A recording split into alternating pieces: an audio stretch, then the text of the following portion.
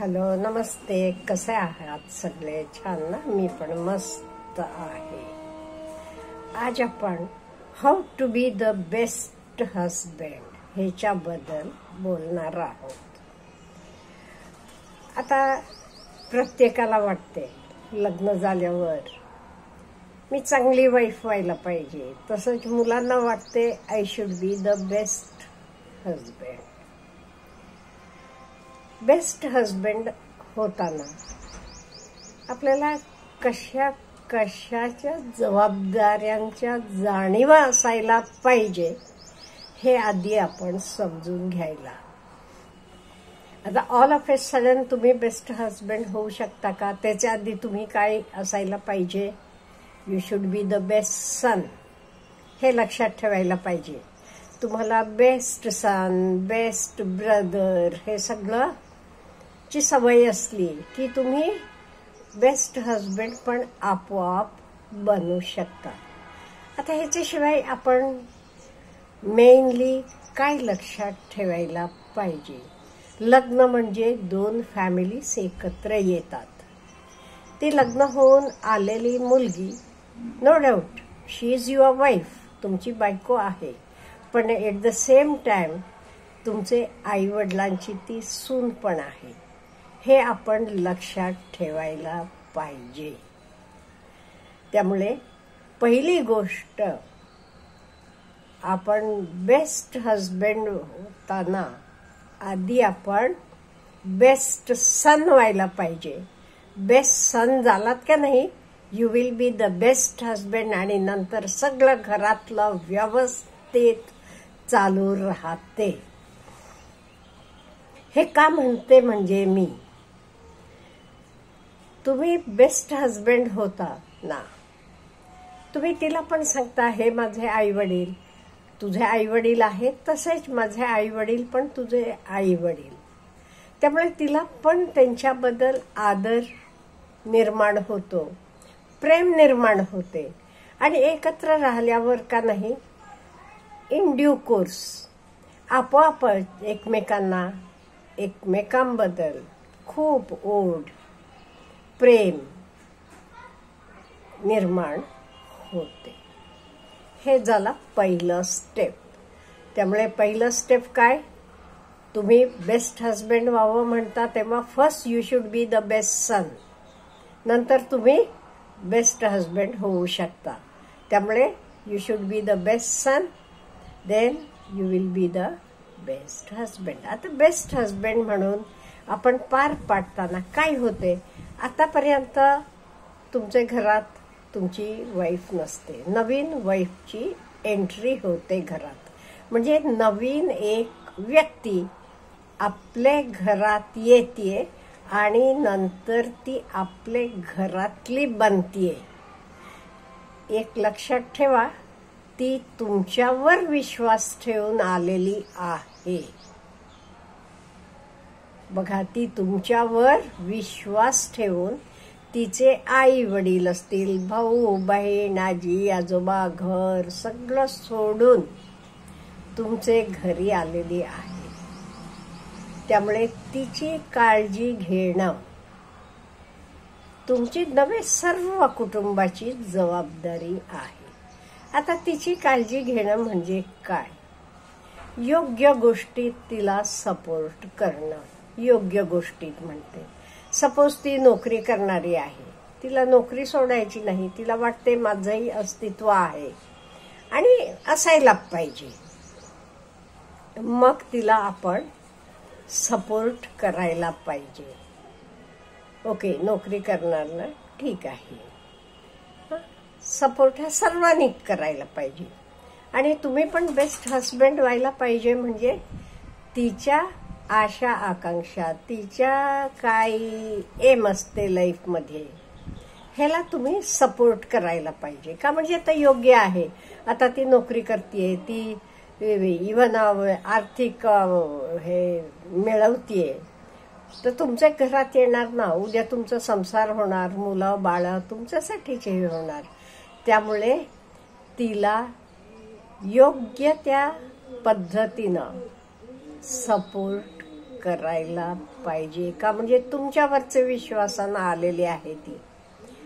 तर झालं तिचं हे. त्याच्याशिवाय तिला हेल्थ विषयी कधी बरं नसलं काही, तिला आपण व्यवस्थित बघायला पाहिजे. गरज पडली की डॉक्टरकडे नेऊन आणायला पाहिजे. औषध पाणी सगळं ती सर्वांची काळजी घेतच असते. तसं आपण पण तिची काळजी घ्यायला पाहिजे. नाही ते सून म्हणजे काय अगदी मोलकरीण घरातलं सगळं करायला जायला असं नाही चालणार. ती पण एक व्यक्ती आहे, ती पण आपल्या घरातली आहे. त्यामुळे तिला कधी बरं नसलं की काही तिचं काम तुम्ही बेस्ट हजबंड म्हणून केलात तरी तर योग्य आहे. गरज असताना ती जसं तुम्हाला मदत करते, हेल्प करते, तसं तिला बरं नसलं, तिला काही प्रॉब्लेम आला, त्यावेळेला तुम्ही पण तिची काळजी घ्यायला पाहिजे, तिची सेवा करायला पाहिजे. बरं नसताना आजारी आहे, सेवा करणं हे आपलं कर्तव्य आहे. त्याचे नंतर तिला कशाची आवड निवड आहे हे समजून तिला सपोर्ट करायला पाहिजे. योग्य आहे तिथे. आता सपोज आपल्या घरात आपल्या कोणालाही नाटकांना जायची आवड नाही, आलेले तुमचे वाईफला नाटकाची आवड आहे, कधीतरी महिन्याने म्हणा जावा, तिला कंपनी म्हणून द्या, किंवा ती तिच्या मैत्रिणींबरोबर जाणार असली की त्याला हो म्हणा. त्यामुळे तिच्या आवडी निवडी आपण जपायला पाहिजेत. म्हणजे तिला कसं होतंय, विश्वास बसतो, हो माझे पाठीमागे माझा नवरा आहे. आणि तुम्हाला मी सांगू का, सुखाचा संसार व्हायला पहिली गोष्ट एकमेकांबद्दल विश्वास. विश्वासानं मग आपोआप प्रेम निर्माण होते. प्रेम आहे, विश्वास नाही, उपयोगाचं नाही. पहिलं प्रेफरन्स विश्वास. त्यामुळे कोणी कोणाचाही विश्वास तोडता कामा नये, हे अतिशय महत्वाचं आहे. To be the best husband. त्यामुळे तुम्ही काय करायला पाहिजे, कुठल्याच कंडिशनमध्ये तिला विश्वासघात करता कामा नये. एकमेकांबद्दल छानपैकी दोघांनाही विश्वास असायला पाहिजे. हे खूप खूप महत्वाचं आहे. आणि ती पण एक माणूस आहे, ती पण आपल्यासारखीच आहे, ती पण आपलीच आहे.